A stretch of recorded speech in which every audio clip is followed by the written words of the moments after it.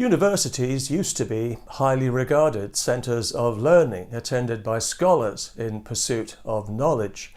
And they do still cater to this kind of serious student, of course, but increasingly they also cater to people who want their neurotic identity grievances validated and who are willing to pay for it. This inevitably damages the university's credibility as a serious institution, like a music academy offering a course in the air guitar or the comb and paper. Identity grievances have become quite fashionable in recent years, as they give a voice to people who otherwise would never be listened to because they're not worth listening to. They're fueled in the main by feelings of resentment and entitlement in people who've got nothing to be resentful about and who are not entitled to anything, but who nevertheless feel the need to shove their personal, ethnic or sexual identity neurosis into everybody else's face because that's the kind of parasitic personality they've been encouraged to develop by a progressive crybaby culture that sanctifies victimhood. A culture which has now produced a generation of emotional casualties constantly looking for ways to be somehow compensated for who they are. How much do you have to hate yourself to want to live like that? And of course, the universities are full of these imbeciles because education is so much more inclusive now, and stupidity is no longer any barrier to a place at university. Indeed, stupidity has become so lucrative, the universities can't get enough of it through their doors. And in this way, they do serve one important social function in keeping the people who are too thick for an apprenticeship off the streets. Unfortunately, stupidity is not an asset in serious subjects like science or medicine or engineering, so the universities have to provide a kind of academic play-doh for the stupid people who are incapable of studying anything real because they're too stupid even to be there, but the university wants their money.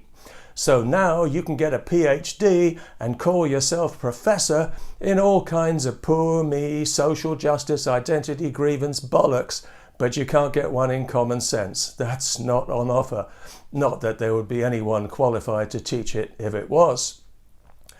So what are we going to do with all these people, these gender studies and black studies and ethnic studies and queer studies and equity studies scholars coming out of university who think they're educated? McDonald's can only employ so many people. And who in their right mind would want to employ somebody who spent the last few years obsessing over an imagined victim status? They're going to be nothing but trouble. Unless they can join some funded pressure group or NGO full of single-issue dimwits like themselves, the only place they can go realistically is back into academia, call themselves professor, and help to dumb down the next generation. Imagine attending a university lecture knowing that the person you're listening to is dumber than you, and you're paying thousands to listen to them. That's how dumb you are. Maybe you can be a professor too.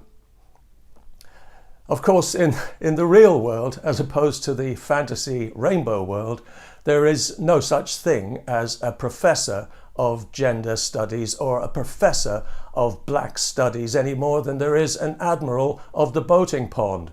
Wearing the uniform and the admiral's hat doesn't make it so, Professor. The very existence of these degrees is preposterous and fraudulent. They are not legitimate academic subjects. They are subjective identity grievances that belong in therapy, not in university, masquerading as academic subjects and as academic qualifications. So you can live-action role-play as a real academic with that vanity diploma you call a degree. This makes them an obvious magnet for the kind of low IQ, finger-wagging troublemakers they attract like flies to manure.